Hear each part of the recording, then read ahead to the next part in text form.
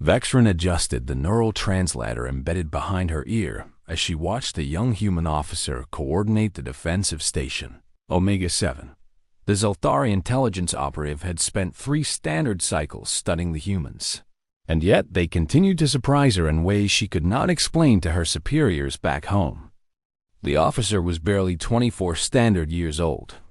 In Zelthari culture, someone that age would still be considered a student, learning the basics of their craft under the watchful eyes of experienced mentors.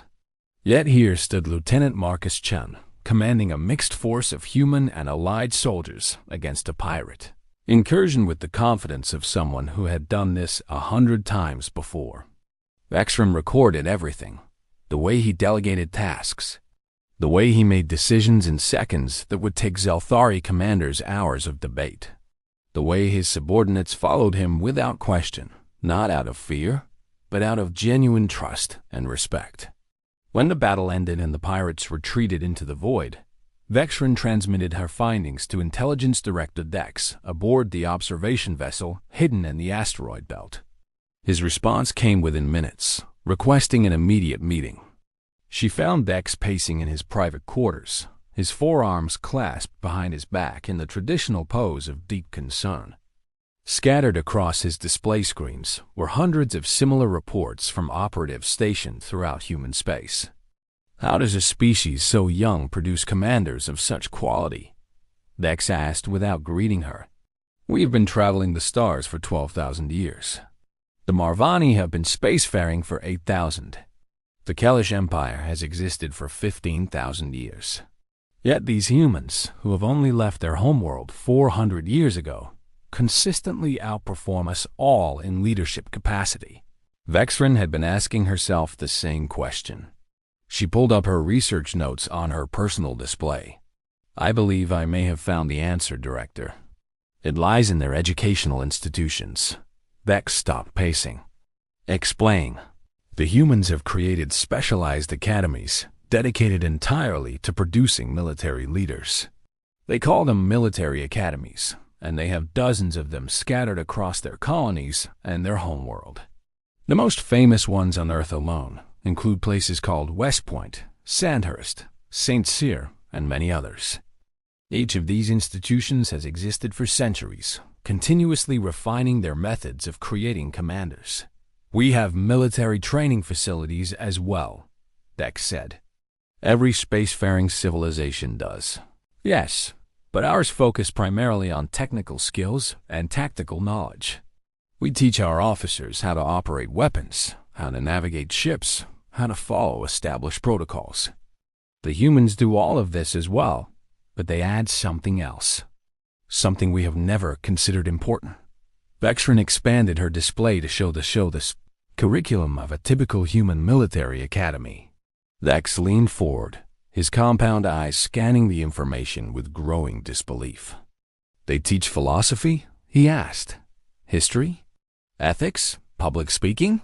Physical endurance training that serves no tactical purpose. This seems inefficient. That is what I thought initially, Vexrin admitted. But I have spent months embedded among them, watching how their officers operate. These subjects are not inefficiencies. They are the foundation of their leadership model. She pulled up a recording of Lieutenant Chun addressing his troops before the recent battle. The young officer stood before his soldiers, his voice steady and clear, speaking of duty, of protecting the innocent, of the bonds they shared as comrades. His words were simple but powerful. When he finished, his troops were ready to follow him into any danger. We would never waste time with speeches, Dex observed. We issue orders. Our soldiers obey because it is their function. And that is precisely the difference. Human soldiers do not obey because it is their function. They obey because they believe in their leaders. They trust them. They would die for them not out of obligation, but out of genuine loyalty and shared purpose. Dex was silent for a long moment. Continue your analysis. Vexrin nodded and pulled up more data. The human academies subject their students to 4 to 5 years of intense training, but this training goes far beyond military skills. They are forced to lead small groups from their very first year.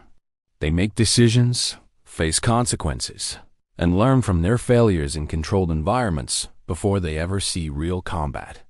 We train our officers for 2 years, Vex said. Surely more training time cannot account for such a significant difference. It is not just the time, it is the method. Human cadets are constantly evaluated, not just on their tactical decisions, but on their ability to inspire others, to remain calm under pressure, to think independently when communications fail, to adapt to situations no training could have predicted. They are taught to be not just commanders, but leaders. The humans make a clear distinction between these two concepts. Vex's antennae twitched with confusion. What is the difference? Vexrin had struggled with this question herself until she witnessed it firsthand. A commander gives orders and expects them to be followed. A leader makes others want to follow. A commander relies on authority. A leader relies on respect. A commander manages resources. A leader inspires people to exceed their own limitations. She showed Dex another recording, this one from a human academy on the colony world of New Brisbane. Cadets were engaged in a grueling exercise, carrying heavy loads across difficult terrain in extreme heat. Several had collapsed from exhaustion, but instead of leaving their fallen comrades behind, the remaining cadets divided the extra weight among themselves and physically carried those who could not continue. This exercise serves no tactical purpose, Vexrin explained. They will never need to carry each other across a desert in actual combat, but it teaches them something invaluable. It teaches them that they are responsible for each other, that no one is left behind, that leadership means sacrifice. Vex watched the recording with growing unease. Our training programs would never include such exercises. They would be considered a waste of resources. The humans would say that the bonds formed during such experiences are worth more than any tactical advantage. And based on what I have observed, they may be correct. Vexrin pulled up statistical data from the Galactic Council's military archives. I have analyzed battle records from the past century. In engagements where human forces faced equal or superior numbers, they won 73% of the time. When their leadership was intact, that number rose to 89%. Compare this to Zelthari forces, who win 52% of similar engagements. Or the Marvani, who win 48%. These numbers are concerning, Dex admitted. It becomes more concerning when you examine what happens when leadership is disrupted. When Zelthari officers are killed or incapacitated, our forces typically lose coordination and effectiveness by 60%. When human officers fall, their subordinates immediately step up to fill the gap. Their loss of effectiveness is only around 15%.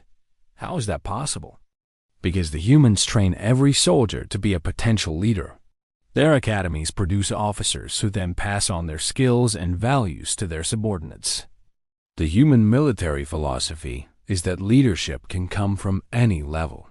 A private can lead if necessary. A sergeant can command a battalion if all officers are lost. This redundancy in leadership capacity is something no other species has achieved. Vex sat down heavily in his chair. For the first time in Vexrin's memory, the intelligence director looked genuinely disturbed. We have always assumed that our longer history and greater experience would give us advantages over younger species. We believed that wisdom came with age, both for individuals and civilizations. The humans have found a way to accelerate the transfer of wisdom, Vexrin said. Their academies are not just training facilities. They are repositories of accumulated knowledge about leadership passed down through generations. Each class of graduates learns from the successes and failures of those who came before them. A human officer leaving one of these academies carries the combined wisdom of hundreds of years of leadership experience, compressed into 4 or 5 years of intense study. She showed Dex one final piece of data, a breakdown of the backgrounds of every human commanding officer in the Galactic Council fleet. Nearly 80% had graduated from one of these military academies.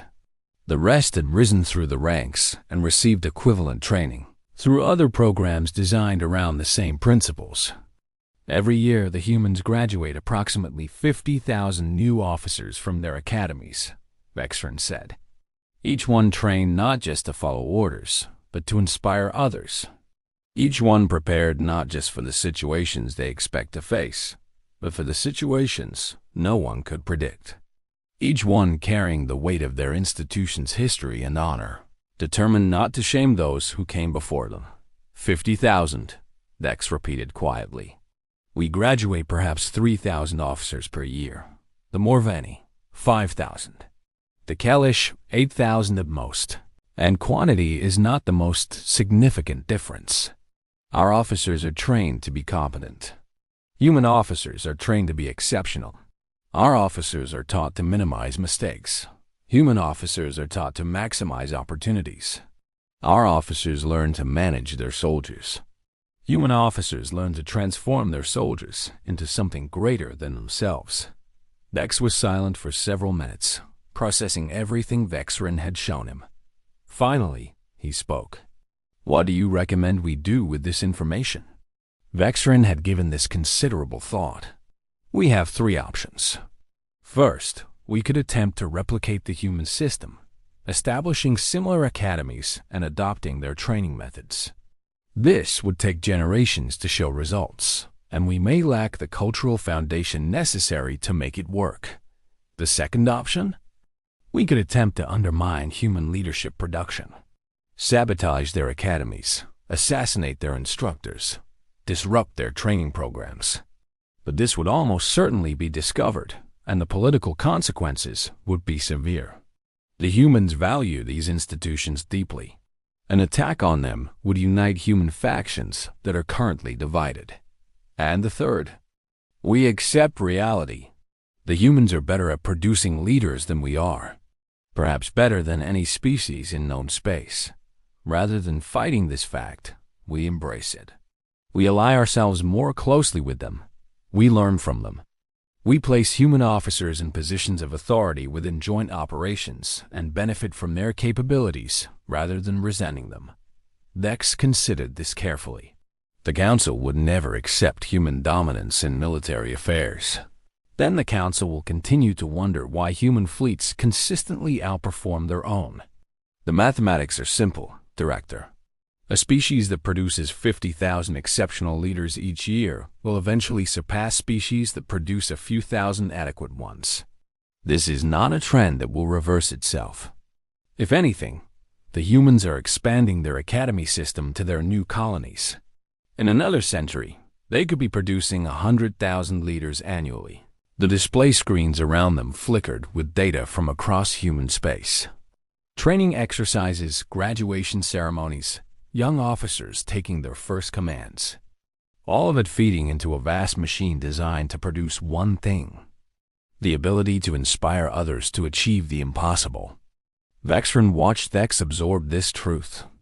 The Zelthari had believed themselves superior for thousands of years. Learning otherwise was never easy, but the evidence was undeniable.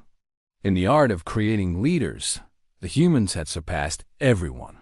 And unless the galaxy adapted to this reality, they would soon learn what it meant to face an enemy where every soldier was prepared to lead, and every leader was prepared to inspire. The future belonged to those who could command the hearts of others, not just their obedience. And no one in the galaxy did that better than the graduates of human military academies.